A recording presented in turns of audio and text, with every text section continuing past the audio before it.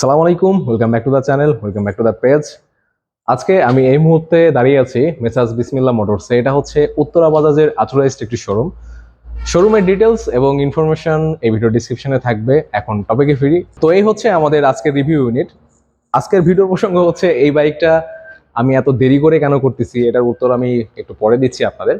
মূলত মধ্য কথায় আসি, এই সময়ে এই বাইকটা যে প্রাইস রেঞ্জে আসতেছে, এই প্রাইস রেঞ্জে এটা আপনি কিনবেন কিনা বা এটার যে কম্পিটিটরগুলো রয়েছে তাদের সাথে এটাতে কি কি আছে বা কি কি ল্যাকনেস আছে, এটা কাদের জন্য বা কাদের জন্য না, এই হচ্ছে আজকের ভিডিওর প্রসঙ্গ।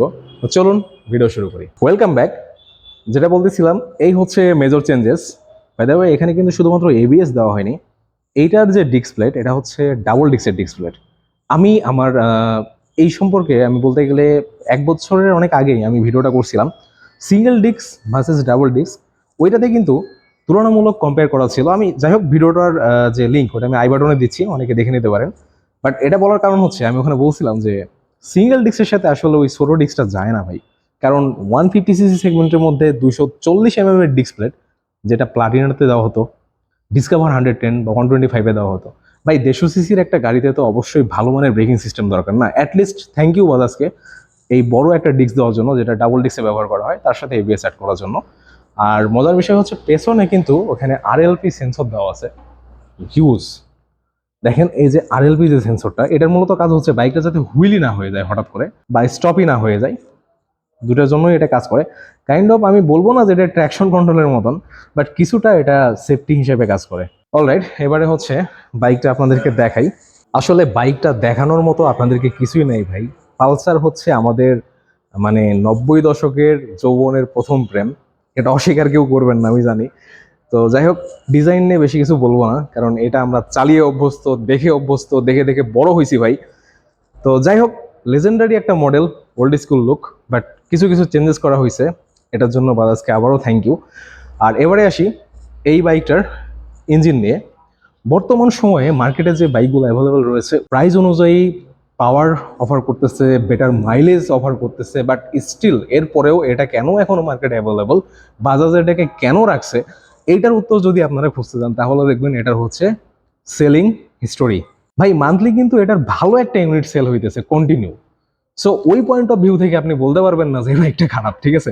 তো যাই হোক, এটার ইঞ্জিন সম্পর্কে বলি। এটার পাওয়ার ফিগার হচ্ছে 14 PS, 8000 RPM-এ, এবং টর্ক জেনারেট করে হচ্ছে 13.4 নিউটন মিটার, 6000 RPM-এ। আর এটার সিসি ডিসপ্লেসমেন্ট হচ্ছে 149 cc, আর এটা হচ্ছে 2 ভালভের ইঞ্জিন। সো ওই সময় অনুযায়ী যদি আমি বলি তাহলে এটার পাওয়ার ফিগার ওকে। বাট এখন আমি বলতে পারি যে আসলে এইটার যতটুকু এক্সিলারেশন আছে, যদিও ভাই বাজাজ এটা ডেভেলপ করছে N160, যদি আপনার মোর পাওয়ার দরকার, you can definitely go for it. আর এটা হচ্ছে জেন্টেলম্যানদের জন্য, আমি বলতেছি না যে এটা হচ্ছে সাবরিদের জন্য। যাই হোক, দুই ক্যাটাগরির bike, 150 standard, 160 sporty commuter. So standard commuter bike হিসেবে এটার মধ্যে সব কিছুই আছে। সিঙ্গেল সিট, রাইডার এবং পিলিয়নের জন্য অ্যাট দ্য টাইম ভালো স্পেস আছে, দুইজন অনায়াসে এটাতে বসা যায়, এবং সিটের ম্যাটেরিয়ালটাও অনেক সফট। আর আগের তুলনায় এটার সিটের যে ম্যাটেরিয়ালটা দেওয়া হয়েছে, অনেকে এটা সিট কাভারও বলে থাকেন, ডিফল্ট যে কাভারটা দেয়, এখানে কিছু গেস্টার আছে ভাই, অ্যাটলিস্ট গ্রিপ পাওয়া যায় এবং এটা অনেক ভালো। এবং আমরা অনেকে কিন্তু আফটার মার্কেটে এই ধরনের সিটের কাভার লাগাইনি। আর এই ভিডিওতে আমি আপনাদেরকে এগুলো বলবো না যে এইটাতে কিকার আছে বা এই হচ্ছে সুইচের কোয়ালিটি, কারণ এটা নিয়ে আমার অলরেডি রিভিউ করা আছে। তো টপিক যেটা আমি বলছিলাম আপনাদেরকে ভিডিওতে, সেটার বিষয়ে আসি।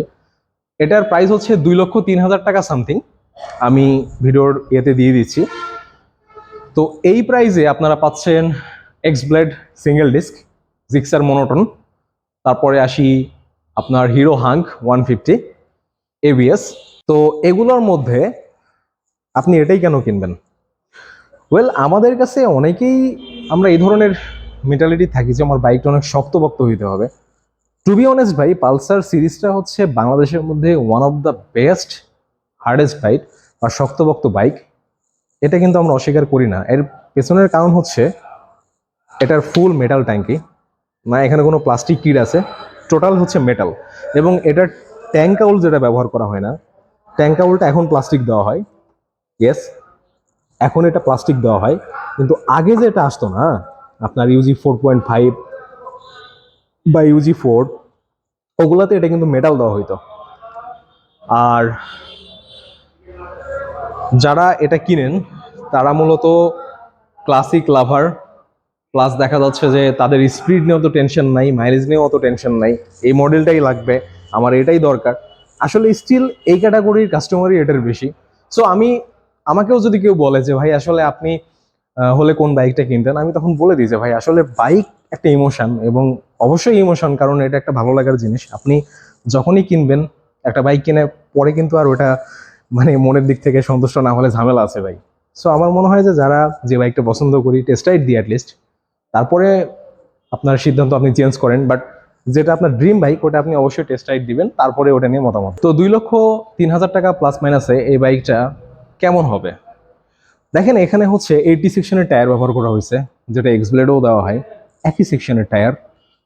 আবার পেছনে ব্যবহার করা হয়েছে আপনার 100 সেকশনের টায়ার। তো আমি বলবো যাদের একটু ফ্যাট টায়ার দরকার হয়, ফ্যাট টায়ার লুকস, বা যারা মোটা চাকা পছন্দ করেন, ডেফিনেটলি এটা তাদের জন্য না, এটা তাদেরই জন্য যারা আসলে পালসারই কিনবে তাদের জন্য। আর এটার ব্রেকিং এর কথা বললে ভাই, যেহেতু এখন এবিএস দেওয়া হয়েছে সেফটি ফিচার্স হিসেবে, ডেফিনেটলি এটার ব্রেকিং বাইট আগের থেকে বাড়ছে, যেহেতু ডিস্কটাও বড় করা হয়েছে। তো ডেফিনেটলি যদি আপনার এই প্রাইস রেঞ্জের মধ্যে মোর পাওয়ার দরকার হয় এটার থেকে, তাহলে টিভিএস অ্যাপাচি আরটিআর 164 পাবেন 2 লক্ষ টাকার মধ্যে আশা করি। সো ওটাও রয়েছে। আবার যদি আপনার একটু ক্লাসিক লুকস দরকার হয়, দেখা যাচ্ছে 90s একটা ভাইব আপনি পেতে চান, যদিও এগুলো হচ্ছে আপনার 2010-এর পরে কিন্তু এগুলো ডেভেলপ করা, ঠিক আছে।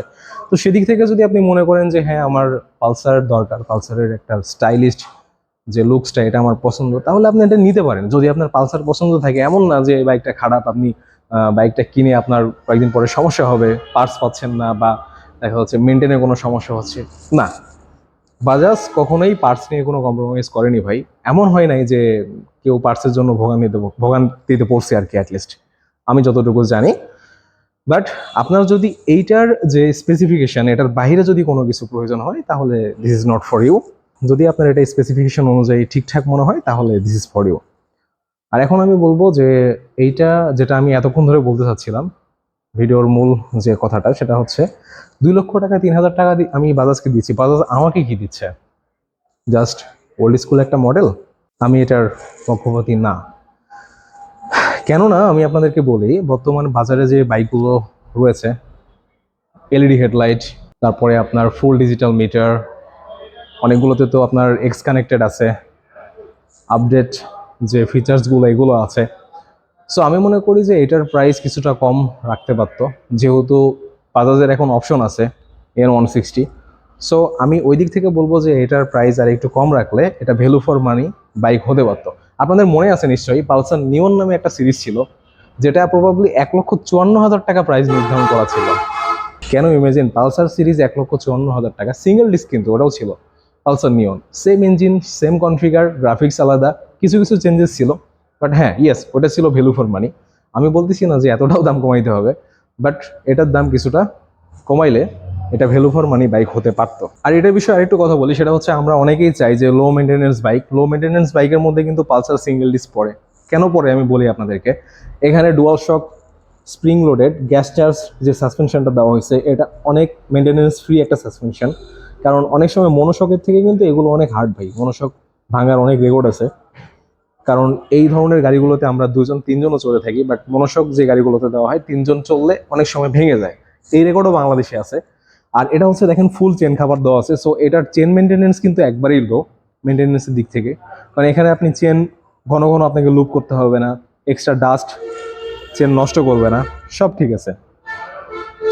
লো মেনটেন্যান্স একটা ইঞ্জিন, যেটার এয়ার ফিল্টার হচ্ছে আপনার ভিসকাস পেপার ফিল্টার না, কিন্তু এটা হচ্ছে ওই যে পন্সের মতন যে এয়ার ফিল্টারটা ওইটা, ঠিক আছে। এবং এইটার যে ইঞ্জিন অয়েল প্লাস হচ্ছে আপনার আদার্স ফুয়েল কনজিউমটা হয়তো একটু বেশি 150cc সেগমেন্টে, যেহেতু এটা কার্বোরেটর ভেরিয়েন্ট। 40 থেকে 45 একটু কষ্টই হয়ে যায়। আমার দেখা মতে পালসারে 40-এর উপরে মাইলেজ খুব কমই পাইছেন, খুব রেয়ার যে 45-এর উপরে মাইলেজ আমি দেখছি, যদিও এটা রাইডার ভেদে আপনার রাইডিং স্টাইলের উপরে অনেক কিছু নির্ভর করে। আর টোটাল বিল্ড কোয়ালিটি তো বললাম অনেকবার, বিল্ড কোয়ালিটি একদম ওকে। তো ভাই ব্রাদার, এই ছিল আজকের এই ভিডিওর জন্য। আমি মূলত আপনাদেরকে এটুকুই বোঝাইতে চাচ্ছিলাম যে এই বাইকটা 2,03,000 টাকা প্রাইসে যে জিনিসগুলো আমাদেরকে অফার করতেছে এটা কতটুকু যুক্তিসঙ্গত, বা আপনারা কাদের জন্য ওই বাইকটা বা কাদের জন্য না। আর এই বিষয়ে যদি আপনাদের এক্সট্রা কোনো কোশ্চেন থাকে তাহলে আমাকে কোশ্চেন করতে পারেন, আমি আছি আপনাদের সাথে, ইনশাল্লাহ কথা হবে কমেন্ট সেকশনে। তো আজকের মতো বিদায় নিচ্ছি, দেখা হবে নেক্সট কোনো ভিডিওতে। সবাই ভালো থাকবেন, সুস্থ থাকবেন, আল্লাহ হাফেজ।